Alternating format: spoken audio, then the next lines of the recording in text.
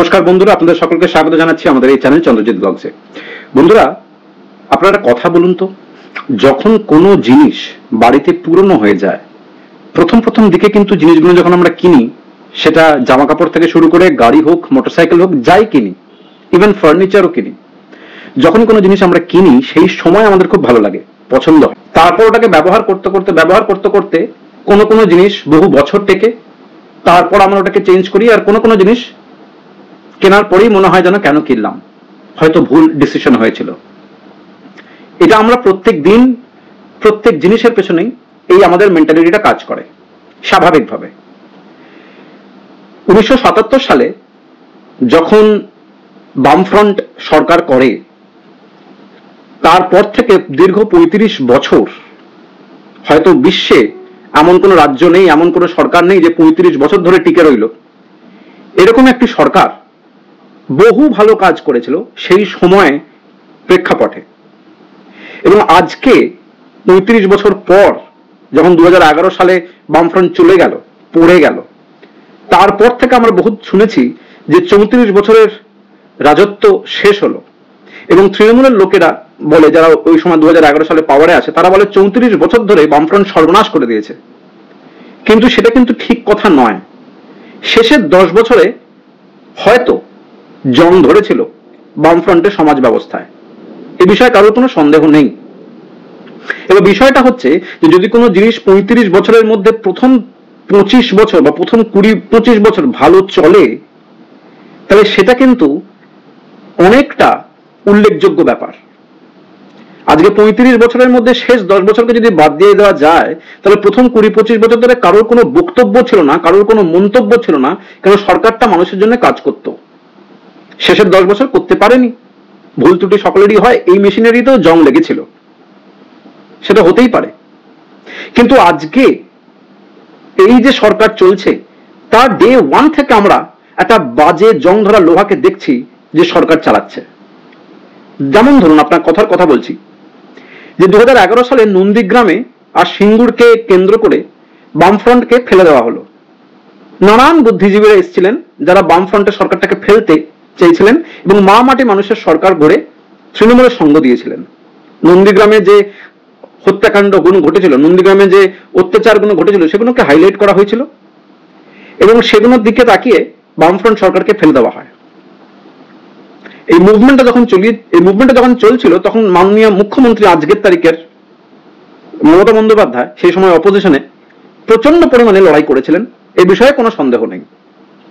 কিন্তু দুটো তিনটে প্রশ্ন আমার মাথার মধ্যে ঘুরঘুর করছে গতকালকে একটা প্রোগ্রাম দেখার পর, গতকালকে আমাদের মাননীয় মুখ্যমন্ত্রী কয়েকটা ভাষণ শোনার পর।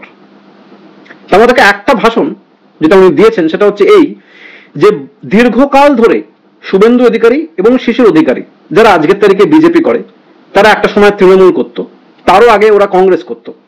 তো এরা যখন তৃণমূল দল পাওয়ারে আসে 2011 সালে, আর 2011 থেকে এই 2015-16 অবধি তৃণমূল দলের হয়ে প্রচুর প্রচার করেছে, প্রচুর বড় বড় কথা বলেছে, এবং ওই 34 বছরের পুরনো রেকর্ড বাজিয়ে চলেছে।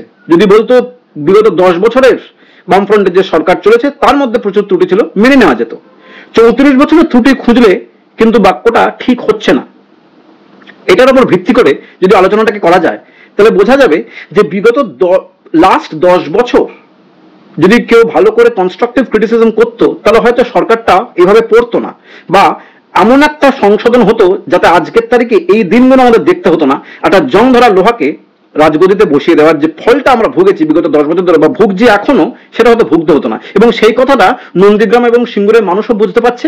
আর সেই সময়কার তাম বুদ্ধিজীবী, তাদের কিছু অংশ যারা আজকে ওদের তাবেদারি করছে, যারা কিছু টাকার বিনিময়ে এখনো তাবেদারি করে যাচ্ছে, তাদের কথা যদি বাদ দিয়ে দেওয়া যায়, যারা প্রকৃতরূপে বুদ্ধিজীবী, তারা কিন্তু আজকে আফসোস করছে। এই কথাগুলো আজকে কেন বলছি, তার কারণ গতকালকে আমাদের মাননীয় মুখ্যমন্ত্রী বলেছেন যে শুভেন্দু অধিকারী এবং শিশির অধিকারী তৃণমূল দলে যখন ছিল, তখন তৃণমূল দলের কাছ থেকে তামাম যে ফায়দা সেগুলো ওরা পেয়েছে, ভোগ করেছে। কিন্তু আজকে গদ্দার হয়ে গদ্দারি করেছে দলের সঙ্গে, আর আজকে এরা বড় বড় কথা বলছে বিজেপির হয়ে। এখানে প্রথম প্রশ্ন আসছে যে তৃণমূল দলটা কি পাওয়ার জায়গা, পাওনাগন্ডার জায়গা, যে করে সে তৃণমূল দল থেকে ফায়দা তোলে? যেরকম করে আপনি নিজে মুখে বলছে মাননীয় যে শুভেন্দু অধিকারী এবং শিশির অধিকারী ফায়দা তুলেছে, এটা 1 নম্বর। দ্বিতীয় কথা হচ্ছে, আপনি প্রকাশ্যে বলছেন যে নন্দীগ্রাম ও সিঙ্গুরে যে অত্যাচারটা ঘটিয়েছিল সেটা শুভেন্দু অধিকারী এবং শিশির অধিকারী মিলে ঘটিয়েছিল। এখানে আমার দ্বিতীয় প্রশ্ন, যে যদি আপনি জানতেন যে শুভেন্দু অধিকারী এবং শিশির অধিকারী মিলে নন্দীগ্রামের এই অশান্তিটা করেছিল, সিঙ্গুরে অশান্তিটা করেছিল, তাহলে 10 বছর ধরে আপনি এদেরকে পুষছেন কেন?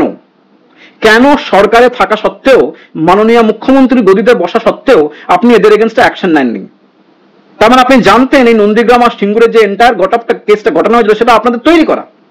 আর এক্ষেত্রে তৃতীয় প্রশ্ন হচ্ছে এই, যে আজকে যদি এই লোকসভা ইলেকশনের আগে তৃণমূল দলেই যদি থাকতেন শুভেন্দু অধিকারী আর শিশির অধিকারী, তাহলে কি আজকে আপনি জনসভাতে প্রকাশ্যে এই কথাটা তুলতেন যে নন্দীগ্রামে আর সিঙ্গুরে যে ঘটনাগুলো ঘটেছিল সেটা আপনার দল করেছিল, আপনার সহকর্মীরা করেছিল? আপনি হয়তো বলতেন না, এই পুরো ব্যাপারটা চেপে যেতেন। আর আজকে লোক খেপানোর জন্য আপনি বলছেন যে সেই সময় নাকি শুভেন্দু অধিকারী এবং শিশির অধিকারী এই সর্বনাশটা করেছে নন্দীগ্রাম আর সিঙ্গুরে। ইট ওয়াজ অ্যান এন্টায়ারলি একটা গট আপ কেস। তাহলে আজকে যদি শিশির অধিকারী আর শুভেন্দু অধিকারীকে আপনি প্রশ্ন করেন, গদ্দার বলে ডাকেন, তাহলে ওরা না তৃণমূল দলের সঙ্গে গদ্দারি করেছে, আপনি তো বাংলার সঙ্গে গদ্দারি করেছেন। তাহলে এই মুহূর্তে আপনার বুদ্ধদেব ভট্টাচার্যের পায়ে গিয়ে ক্ষমা চাওয়া উচিত। আর আজকে যদি আপনি ওটা না করেন, এই বাংলার মানুষের সঙ্গে, বাংলার সঙ্গে যে গদ্দারিটা আপনি করেছেন সেটাকে মেনে নিতে হবে। কেন আপনি জানতেন যে সম্পূর্ণ ব্যাপারটাই যারা নন্দীগ্রাম ও সিঙ্গুরে ঘটেছিল সেটা আপনার দল করেছিল, হয়তো আপনার কথাতে করেছিল। আজকে যেহেতু ওরা বিজেপিতে চলে গেছে, আপনার হাতে ঘা লাগছে, অতএব আপনি কথাগুলো আজকে বলছেন। কেন আপনি 10 বছর আগে রিভিল করেননি? তার কারণ আপনার গদিটা দরকার ছিল। আমি শুধু আফসোস করছি বুদ্ধিজীবীদের দিকে তাকিয়ে, যারা নিজেদের বুদ্ধিজীবী বলে ভাবে বা বিশ্বাস করে, বা যখন অন্যরা ওনাদের বুদ্ধিজীবী বলে ওনারা কথাটার প্রতিবাদ করে না, তাদের কথাটা ভাবছি যে তারা কেমন মানুষ চিনেছিলেন। একটা জং ধরা লোহাকে গদিতে বসিয়ে একটা ভদ্রলোককে গদি থেকে সরিয়ে দিয়ে কি পেলেন? আর নন্দীগ্রামের মানুষরাই বা কি পেল? বাংলার মানুষই বা কি পেল? বন্ধুরা, এই প্রশ্ন 3টে করে আমি আজকে এই ভিডিওটাকে, এই প্রতিবেদনটাকে শেষ করছি। আপনাদের কমেন্টস গুলো আমি এক্সপেক্ট করবো যে আপনারা নিজেদের মন্তব্য আমাদের এই কমেন্টস বক্সে দেবেন। দেখা হচ্ছে নতুন ভিডিওতে, তো অন্য ইস্যু নিয়ে সঙ্গে থাকুন। আর যদি আমাদের প্রতিবেদনগুলো ভালো লাগে তাহলে অবশ্যই কিন্তু লাইক, শেয়ার এবং সাবস্ক্রাইব করতে ভুলবেন না। নমস্কার।